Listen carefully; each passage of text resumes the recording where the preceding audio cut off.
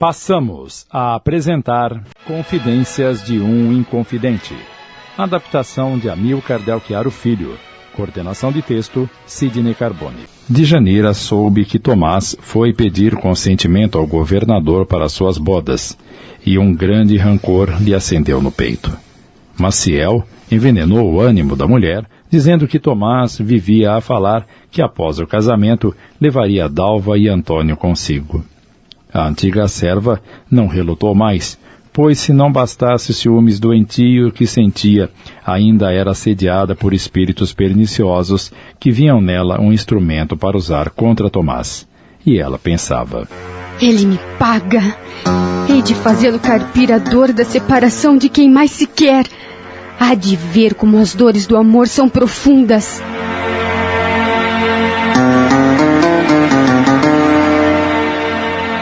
Pode falar, minha filha. Não tenhas medo, porque ninguém saberá nada. Não há testemunhas. Não escreverei nada do que me digas, pois sei quanto pode temer uma mulher tão sofrida como a senhora. Não sei se o que vim falar a Vossa Excelência tem valia, pois já passaram 2 anos quando se deu. Mas como me pediu meu protetor, o Dr. Rodrigues de Macedo, a quem devo tanta coisa, não posso deixar de falar, esperando que o senhor, que conhece mais as coisas, possa tirar para vós proveito disso. Invisível aos olhos dos dois, a mãe de Tomás esforçava-se para que Djanira parasse antes que fosse tarde demais.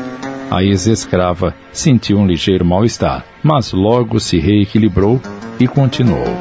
Há 2 anos, numa tarde, na casa do Dr. Tomás Antônio Gonzaga, vieram passar horas o Dr. Alvarenga, seu primo, que mora pelos lados de Paraupeba, em São João del Rei, o coronel Domingos Vieira, um português que mora em frente à casa do Dr. Macedo e que já é bem passado nos anos, o cônego Vieira, que fora de São João del Rei para Mariana. Muito bem, minha filha. Mas o que aconteceu então? Falavam de nomes estrangeiros e de umas outras Américas que ficam ao norte e se libertaram. E o Dr. Tomás participou dessa conversa? Não. Ele estava com seus livros e escritos na sala pequena no andar de cima. Os outros conversavam quando o Dr. Alvarenga foi procurá-lo. Não pude ouvir toda a conversa, mas entre outras coisas o Dr. Alvarenga falava que o povo pensava em levantar-se contra o que era o governador, o senhor Cunha de Menezes, pois era um homem em quem não confiavam. E o Dr. Tomás, o que disse? Perguntou quem seria o líder, e o primo disse que esperava que fosse ele, o Dr. Tomás. Este então não quis saber do assunto, mas mesmo assim o outro insistiu, falando que contava com gente importante como o comandante dos dragões, o senhor Freire de Andrade e um tal de Tiradentes, de quem o meu senhor nunca tinha ouvido falar. Depois disso, deve ter percebido que eu ouvia, pois me chamou e mandou que eu tratasse do almoço. Mas por que julga o senhor Macedo que tais projetos de tantos anos tão importantes não eram apenas conjecturas? O senhor Macedo manda dizer que acha que se o senhor Visconde dobrar a dívida que tem os povos de Minas, dará motivos à revolta. E por que a senhora se dispôs a falar contra o teu antigo senhor? Não está alforriada por este mesmo? É esta a gratidão que lhe tem? Penso, senhor, que se lhe disse que o Dr. Tomás não quis saber de tais projetos, não lhe sou ingrata. Procuro apenas servir o Dr. Macedo e a Vossa Excelência para que tome cuidado e não arrisque o pescoço. Está bem. Era tudo o que tinhas para me dizer? Não te esquecestes de nada? Não vieram mais pessoas àquele dia na casa do teu senhor? No outro dia chegou um novo padre, o senhor Toledo, e parece que andou conversando com o padre Rolim do Tejuco nas ruas, mas nada mais sei. Gostaria de ser mais útil a Vossa Excelência. Já me foi muito útil, senhora. Agora podes ir. Se souberes dos escravos algo mais que seja do assunto que lhe trouxe, manda-os a mim. A todos receberei e ninguém será molestado. Dou-te a minha palavra. O governador deu-lhe algumas moedas e Djanira saiu. Na rua, chorou de vergonha e medo.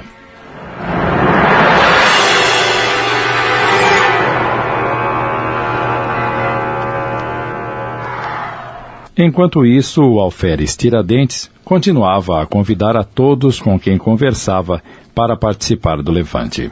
Mestre Lisboa, o alferes Tiradentes continua a pôr-nos em perigo. É preciso pará-lo. É inútil falar com ele. É um cabeça de mula quando cisma com alguma coisa. Nada lhe saiu certo na vida, mas vê-se que é um homem inteligente e não lhe falta coragem. Também honesto, não colocará ninguém em perigo. Não lhe pegarão em coisa alguma, podes crer, que lhe conheço a manha mais do que ninguém. O que está feito está, não há como recuar. A hora se aproxima. Para melhor compreensão da história, utilizaremos a narrativa nas vozes de Tomás Antônio Gonzaga e Marília. Minas vivia sob opressão econômica insuportável.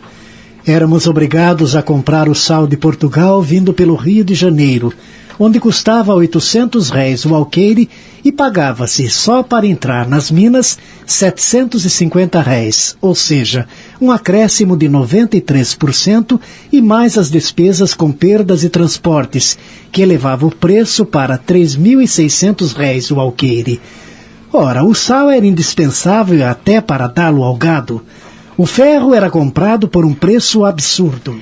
Desde que as minas foram descobertas em 1696, foram criados registros dos quintos, nos quais se estipulava que os metais, depois de fundidos, uma quinta parte iria para o reino. A partir de 1701, foram criados registros de fiscalização nas travessias para a Bahia, São Paulo e Rio de Janeiro. A partir de 1713, passou-se a exigir uma contribuição anual de 450 arrobas de ouro por ano. Depois, tal contribuição baixou para 25 arrobas e começaram os impostos das mercadorias ao longo do caminho, para compensar a diferença. A 17 de julho de 1788, o Visconde de Barbacena falara abertamente a todos os senhores deputados da Câmara que se devia deixar de lado a ideia de um empobrecimento das minas que impedisse a cobrança dos impostos atrasados. O povo deveria entregar, portanto, à Sua Majestade a importância de mais de 8.000 quilos de ouro. Era o principal argumento do Tiradentes para aliciar o povo. O que nós não sabíamos era que o senhor governador havia recebido uma carta anônima a 14 de outubro do ano anterior, em que se falava que mais de 40 pessoas do Rio das Mortes estariam tentando um levante. Esta carta abjeta foi que veio mudar o rumo dos atos do governador, porque era escrita em língua de gente culta e parecia indicar que seu mandante era homem bem informado e não um simples pretendente a pôr as mãos em bens alheios. Tiradentes conseguiu licença com o governador e partiu para o Rio de Janeiro para sondar os ânimos do Rio se levantar primeiro, caso não houvesse a derrama. A notícia da morte de Dom José II, herdeiro do trono português, chegou a Vila Rica 5 meses depois. Em março, foram todos convocados para as chorosas lamentações e luto que se faria por todas as vilas daquela capitania. Para surpresa de todos e alívio dos pusilâmines, foi lido o edital do governador suspendendo a derrama por tempo indeterminado. Estamos apresentando Confidências de um Inconfidente. Voltamos a apresentar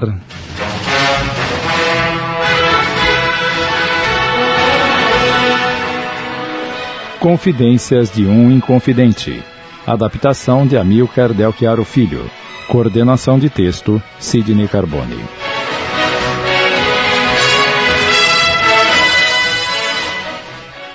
Os inconfidentes se reuniram rapidamente e discutiram, indo a sugestões desde iniciar o levante, convidando o Visconde a participar e ser o primeiro mandatário da nação, até pedir clemência ao governador, confiando no seu espírito cristão. O que não sabíamos é que Silvério dos Reis já estivera no sítio e delatado os companheiros, especialmente a mim, dizendo inclusive que eu votara pela sua morte. No dia seguinte, ao chegar ao sítio, fui recebido com excesso de entusiasmo, o que me deixou muito desconfiado.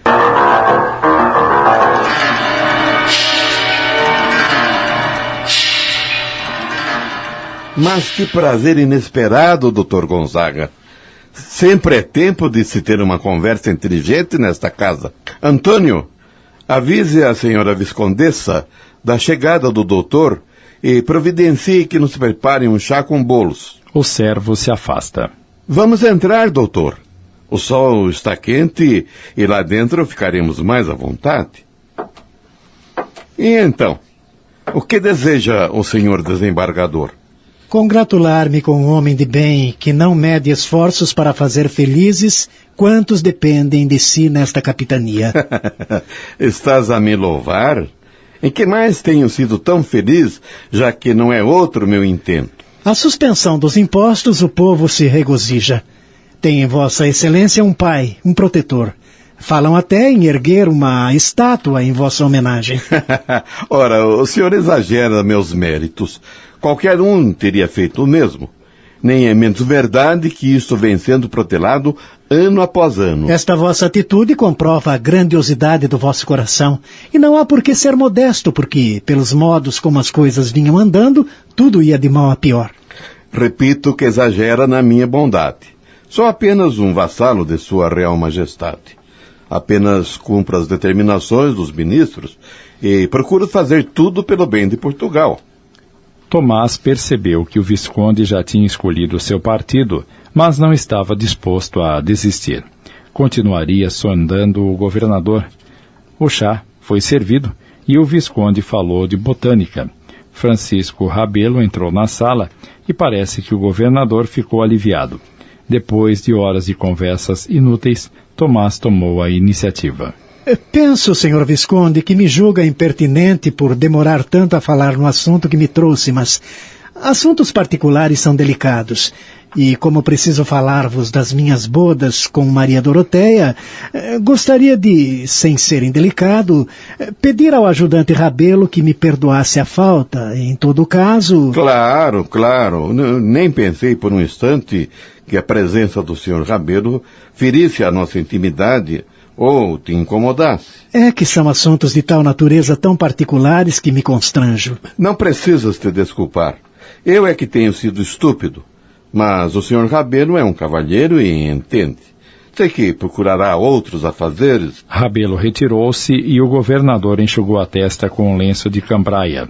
Tomás percebeu que sua presença o constrangia. Bem, senhor desembargador, me perdoes, mas o assunto do teu enlace já foi resolvido para maio, não é mesmo? Há tempo ainda. Sim, eu sei, mas... Excelência, ontem fiquei sabendo que o Alferes Xavier foi para o Rio de Janeiro com licença passada por vossas mãos. Pensei que era boa oportunidade para fazer chegar às mãos do vice-rei o meu pedido à rainha. Mas como pude esquecer de aproveitá-lo? Nem pensei no Alferes. Perdoa-me. Tal homem fala com tanto entusiasmo dos seus projetos para o Rio, dos trapiches, dos moinhos, das águas, que me deixaram tonto. Estou muito consternado, acredite. Mas a notícia da morte do herdeiro, mais a responsabilidade de falar às câmaras, me impediram a lembrança. Nem precisais vos desculpar, excelência, pois pelos anos que aqui estou, posso bem entender vossas responsabilidades. Sei que vossa excelência, quer pela grandeza de vosso coração, quer pelo vosso caráter, dos quais deste grande mostra na suspensão do dito imposto de capacitação, também não me negareis a concessão para o meu enlace até o mês de maio, em que me empenhei a palavra com minha noiva. Mas é claro, meu filho. Se tens receio por isto, acalma-te, que saberei ajudar-te se o consentimento não chegar a tempo. Pode ir preparando todo o necessário. Não esperava de Vossa Excelência outras, senão estas palavras, porque todos na capitania o adoram e o têm como um pai dadivoso, a quem obedecerão em tudo. Estás a me fazer maior que sou, senhor desembargador. O povo, ao que parece, adora mesmo é vossa mercê. Em tal caso, se isto for verdade, duas cabeças pensam melhor que uma. Gostaria de ser-vos aliado na felicidade de todos.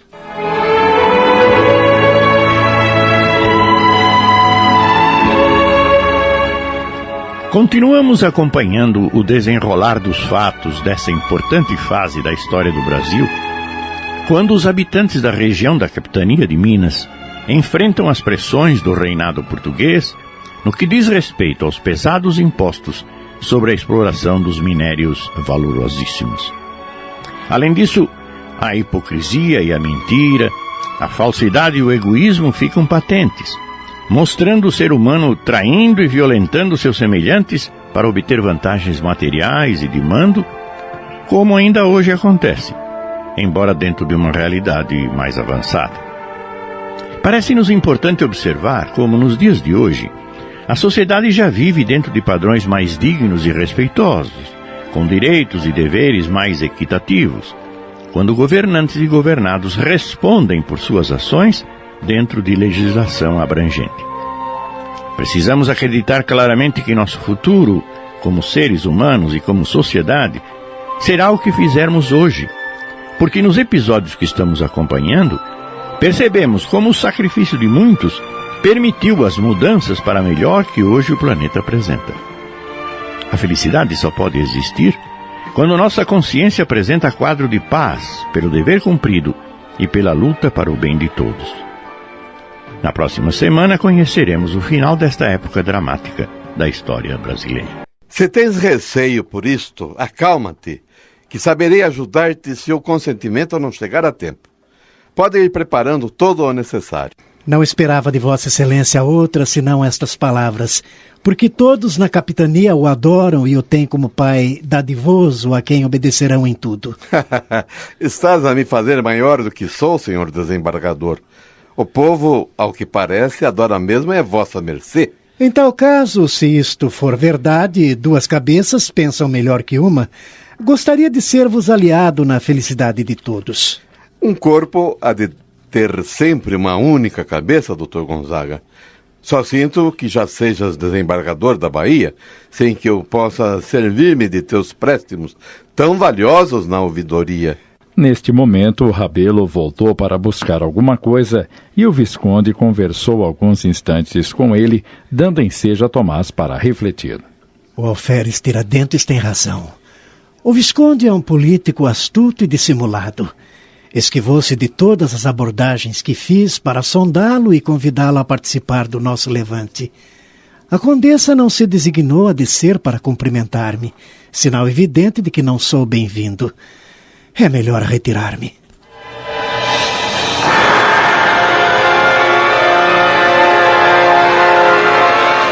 Alguns dias depois, Tomás e Alvarenga se dirigem à casa de Cláudio Manuel.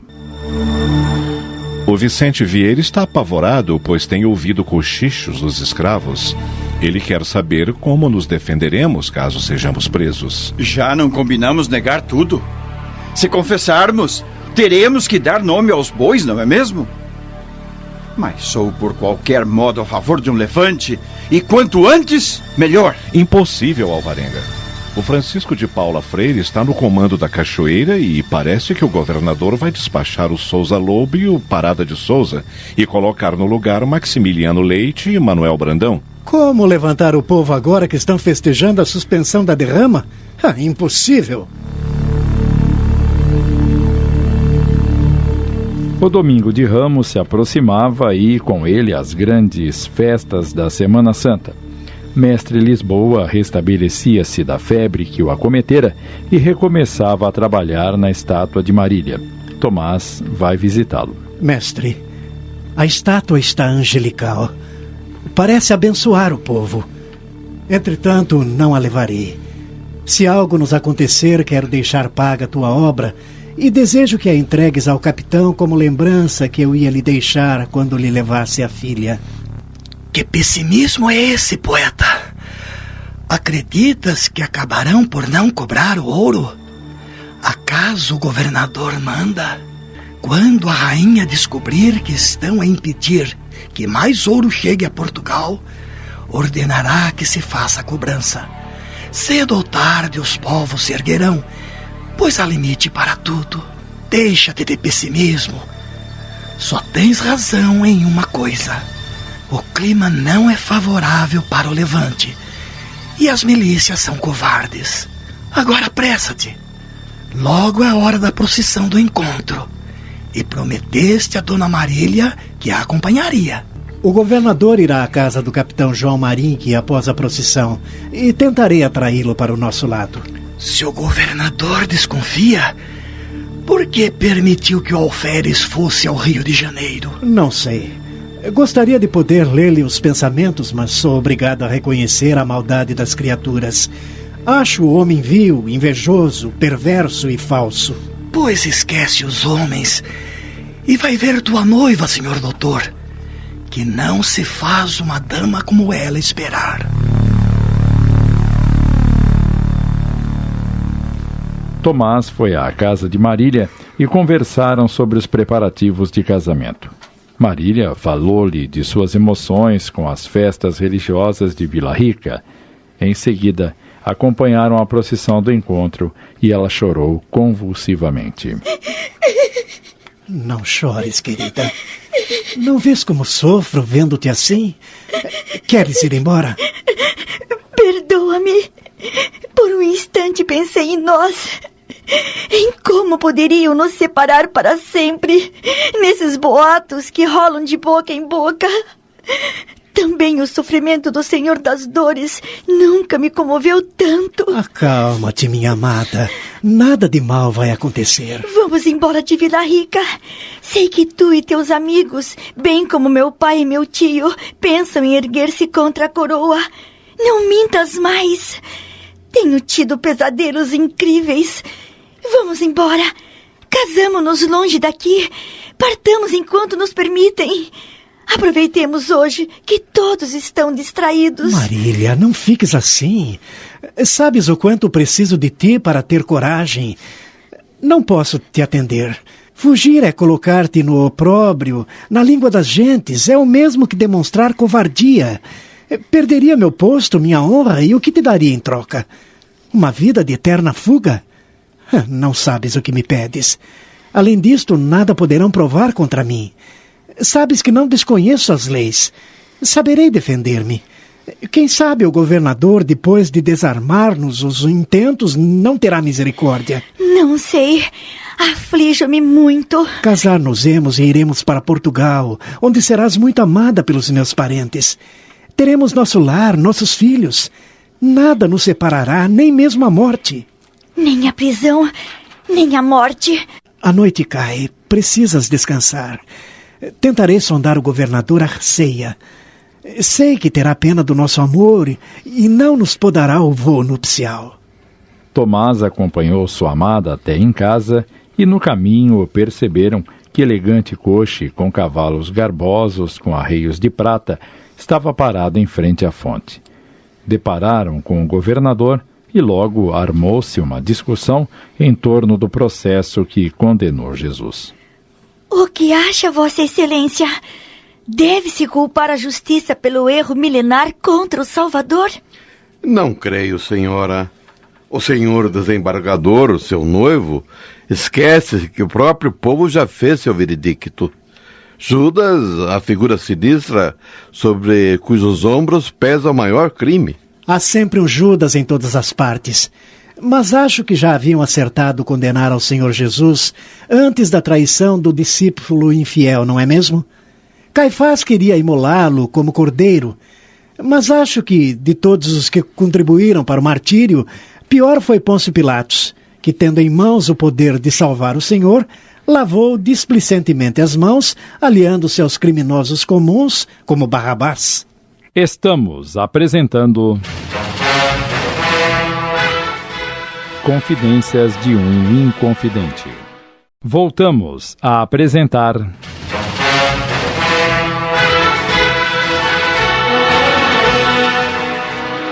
Confidências de um Inconfidente. Adaptação de Amilcar Del Chiaro Filho.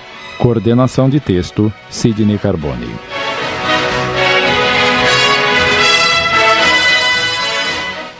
O governador da Judeia não podia agir de outro modo. Não poderia se indispor com César. Tinha que manter a ordem impedir a revolta. Não nos esqueçamos que, tendo ascendência sobre o povo, Jesus era tido como revolucionário e Pilatos não lhe conhecia qualidades divinas. Todas as pessoas que se deixam levar pelo bem são divinas. Não é menos verdade que para o povo é tão execranda a lembrança de Judas quanto a displicência de Pilatos.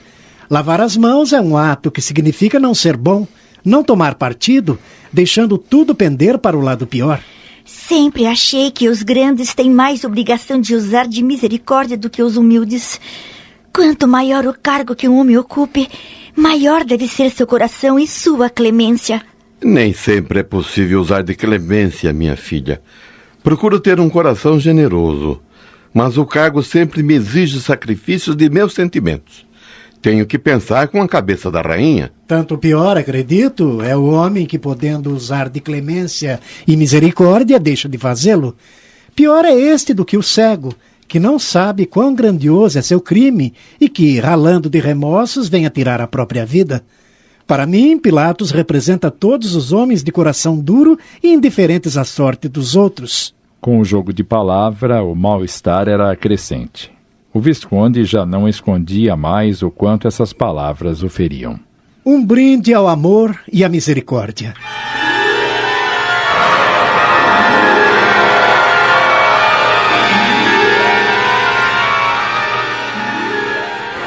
Alguns dias depois... O alferes Tiradentes seguiu para o Rio de Janeiro há dias e está tardando as notícias. Não esperemos mais. Comecemos o movimento pelo Rio das Mortes. Rolim se encarrega de vir do norte com os homens que puder dispor, arrebanhando grupos a caminho, em Sabará.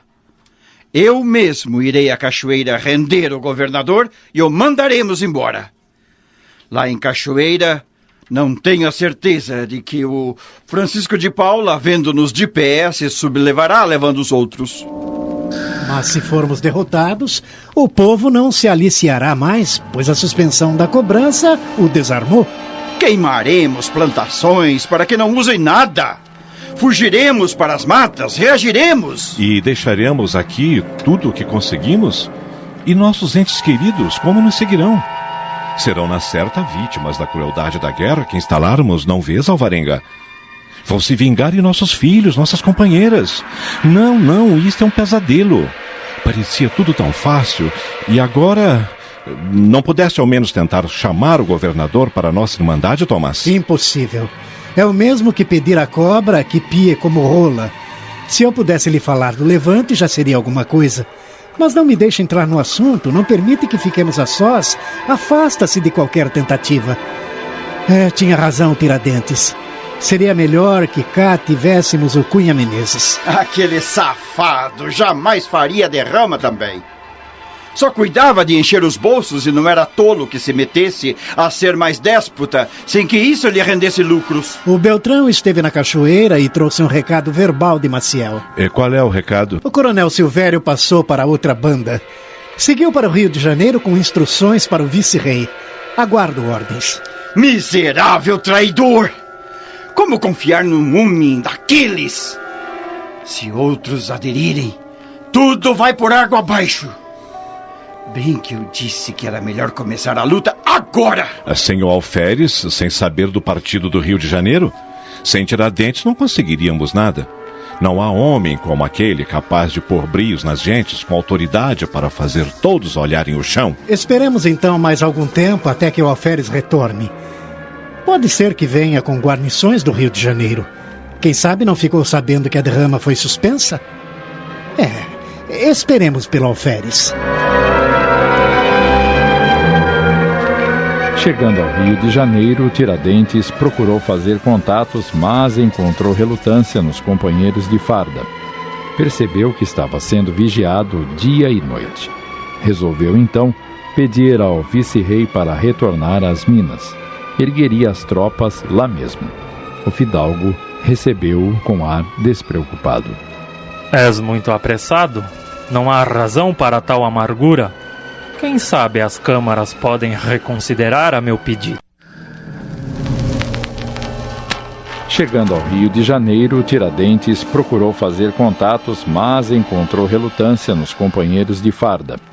Percebeu que estava sendo vigiado dia e noite. Resolveu então pedir ao vice-rei para retornar às Minas. Ergueria as tropas lá mesmo.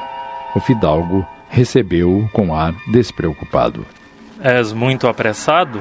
Não há razão para tal amargura.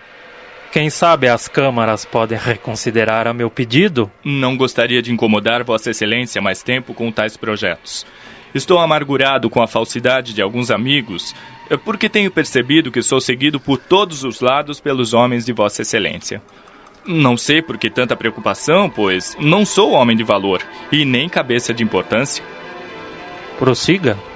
Gostaria que me fosses franco, pois sei que muitos inimigos podem me indispor com o senhor com delações falsas, e porque se fala muito de um levante nas Minas.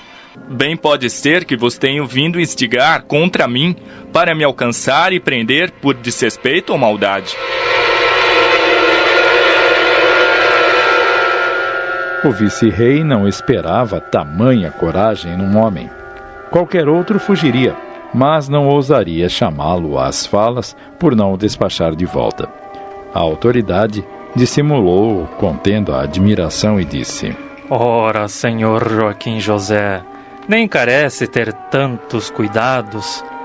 Posso providenciar maior prazo de licença e pretendo pedir que reconsiderem teu pedido. Deixe-te estar no Rio, sem preocupações. Peço-vos, Excelência, que me sejais franco. Sabeis o quanto é duro uma viagem em estação chuvosa quanto ao que se aproxima, mesmo para um homem afeito aos rigores em campanha como eu. Pediria, pois, licença para tornar a Minas.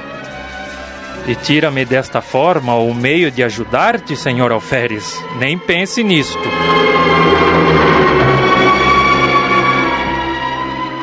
Passemos a palavra a Marília, que narrará os passos seguintes. Naquele momento, Silvério dos Reis chegava ao palácio do vice-rei e não esperava encontrar ali o Alferes Tiradentes. Dominou-se com muito esforço para disfarçar e disse-lhe: Trata de fugir e esconder-te, pois sei de fonte segura que será preso brevemente e conduzido ao calabouço.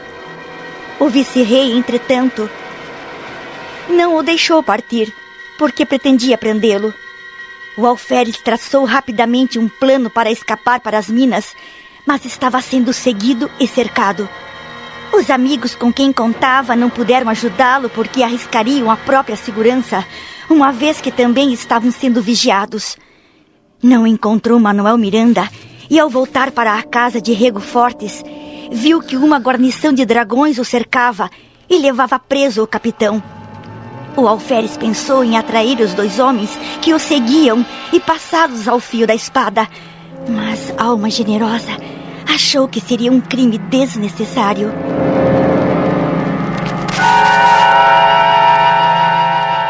Tiradentes procurou uma senhora a quem tinha amizade e que morava apenas com a filha, mas ela não podia mantê-lo em sua casa, pois ocultar um procurado pela justiça era crime grave. Com a ajuda de um sobrinho que era padre, a mulher encaminhou Tiradentes para o ourives Domingos Fernandes, que o acolheu, pois eram amigos. No dia seguinte, os soldados foram procurar o Alferes na pensão em que estava hospedado, e seu escravo comunicou-lhes que ele não havia dormido ali. Prenderam o pobre negro e o levaram para o calabouço, onde o torturaram cruelmente. Manuel Miranda também foi preso e torturado, mas não delatou nenhum companheiro. O vice-rei ameaçou Silvério, caso Tiradentes tivesse fugido para as Minas. Silvério, desesperado, denunciou o padre que o procurara para saber a situação de Minas, dizendo à autoridade que era a única pessoa que sabia onde ele estava. O padre foi levado à presença do vice-rei e ficou apavorado ao ver o escravo de Tiradentes pendurado de cabeça para baixo, inteiramente nu e com feridas por todo o corpo, causadas pela tortura. Estava como que morto. Preso a uma coluna estava o capitão Rego Freitas, com as costas nuas, empastadas de suor e sangue, olhar esgazeado pelo sofrimento da tortura cruel. Apavorado, o padre não teve outra opção e indicou o endereço onde estava o alferes Joaquim José da Silva Xavier.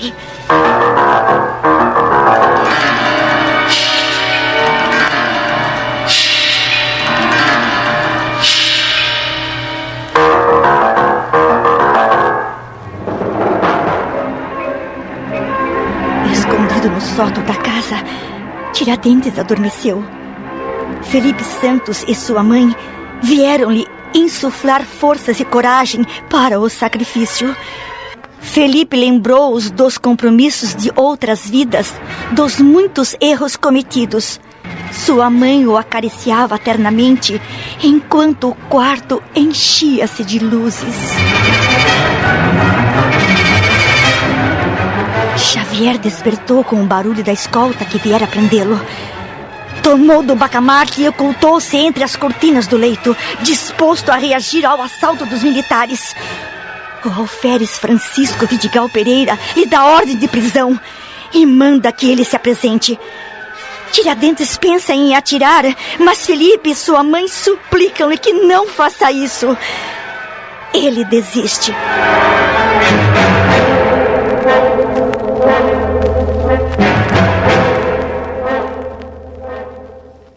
Enquanto isso, em Vila Rica, Eugênia, que fora companheira de Tiradentes e dele tinha um filho, procura Tomás Antônio Gonzaga com uma carta do alferes que um de seus camaradas de viagem lhe trouxera. Tomás a recebe com carinho e respeito. Lê a carta onde Tiradentes relata os acontecimentos no Rio de Janeiro, informando também que ele estava sendo vigiado e que Silvério o prevenira de que seria preso. Dona Eugênia, não vou mentir-lhe quanto ao conteúdo desta carta. A senhora percebe que se pilham a teu marido nas masmorras, nada poderei fazer por ele. E que por esta carta só faz avisar-nos qual seria seu destino se não retornasse. A senhora compreende. Leva a missiva ao fiscal Beltrão e peça-lhe que venha falar comigo depois. Se precisar de alguma coisa para ti, o menino, saiba que nada te faltará. E que Deus nos proteja, porque estas novas que a senhora nos traz são funestas para todos nós, a toda a colônia. As mulheres são divinas, minha senhora. Beijo-te as mãos. Tomás percebeu a gravidade da situação e foi comunicar a Cláudio Manuel da Costa que o movimento tinha sido delatado. O Silvério não se atreveria? O que ganharia com isso? Tem-me como advogado e pertence à nossa loja? Foi iniciado, jurou sob o livro sagrado? Como posso crer em semelhante coisa? E a honra deste homem? E a sua palavra? Silvério vendeu tudo. Talvez fosse sempre este o seu objetivo. Ah, meu amigo, quem sabe que negras horas nos esperam. Temo enlouquecer quando penso que estou tão perto da minha felicidade, de meu casamento, e tudo perderei dependendo de um só gesto do senhor Visconde. Vou mandar avisar o Domingos, o Vicente e o Rolim. E enviarei um homem para chamar o senhor Alvarenga e os companheiros do Rio das Mortes. Precisamos agir depressa. Faças como achares melhor. Mas temos que agir com cautela, como se nada soubéssemos. Eu vou à casa de Marília. Preciso vê-la antes que... Tomás não terminou a frase porque não admitia pensar em perdê-la.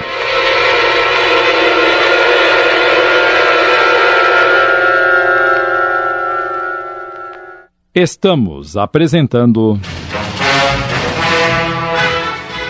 Confidências de um Inconfidente. Voltamos a apresentar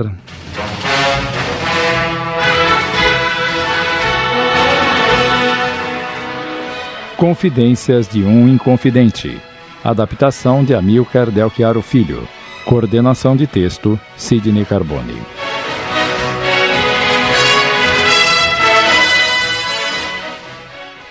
Mais tarde, Tomás foi encontrar Marília entre os seus bordados. Doutor Tomás, vieste mais cedo hoje. Estás com receio do frio da noite? As horas são demoradas demais. Não aguentava nem mais um minuto sem te ver. Querido, o que acontece? Vejo-te cansado e triste. conta-me. Reparte comigo teus tristes pensamentos. Não é nada, minha noivinha. Só saudades tuas. Saudades ingratas que te pintam longe de mim, alegre, enquanto eu fico cheio de zelos com a tirania a me martirizar. Querido, titia me perguntou sobre o vestido de noiva. Não quero apressar-te, mas... Tens razão. Estou muito moroso, mas falta pouco. Nunca mulher alguma pôde se gabar de ter um noivo tão amoroso e eterno como eu. Estou tão apaixonada que seria capaz de morrer de amores por ti. Não fales em morte. É mau agouro. Mas creio que nem mesmo ela poderá afastar-te de mim. Se eu morrer, prometes que me lembrarás sempre com carinho? Por que me falas assim? Acha que o senhor Visconde nos faria tal maldade? O senhor Visconde é o governador, antes de ser amigo da tua família ou meu, como se diz por aí. Devemos obedecê-lo. Tu mesmo ouviste dizer que... Sim, mas falo depois do teu pedido às cortes com tal empenho. Não vim aqui para entristecer-te com estas lembranças. Já basta o que vi chorar na Páscoa. Esqueçamos isto. Vês? São alguns versos que te fiz ontem à noite. Tome. Promete que os guardará junto de ti? Parece que vieste dizer-me adeus, Tomás. Aconteça o que acontecer, eu te juro, jamais me separarão de ti.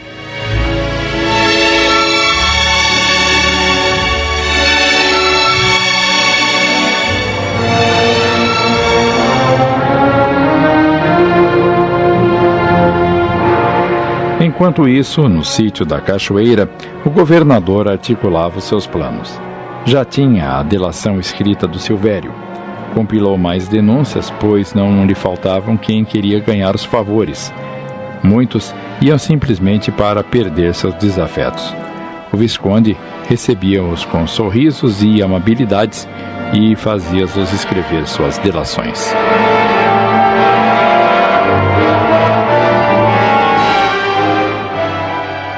O governador chamou o tenente-coronel Francisco de Paula Freire e exprobrou energicamente as contas das tropas sob a sua tutela, ameaçando-os com penas por tais desmandos.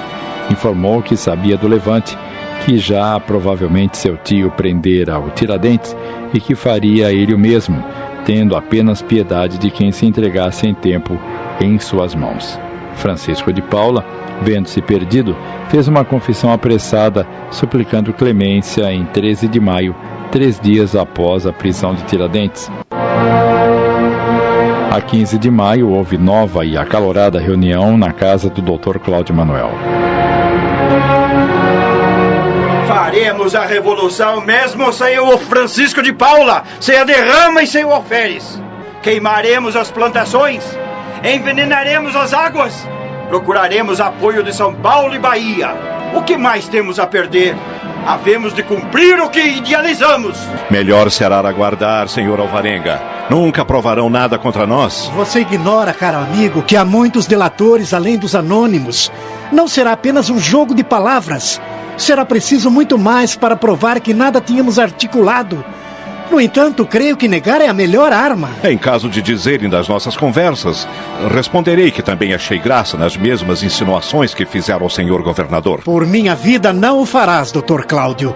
Tencionas brincar com fogo? Não conheces o quanto são cruéis os homens? Podem ficar quietos vendo-nos sofrer, ignorar nosso silêncio, mas não ficarão inertes diante de uma acusação de tal porte. Promete-me que não o fará. E quem se atreveria a duvidar da minha palavra? É pela minha honra. Confidências de um Inconfidente. Adaptação de Amilcar Del Chiaro Filho, da obra de Mariluza Moreira Vasconcelos, ditada pelo espírito Tomás Antônio Gonzaga. Coordenação de texto, Sidney Carbone.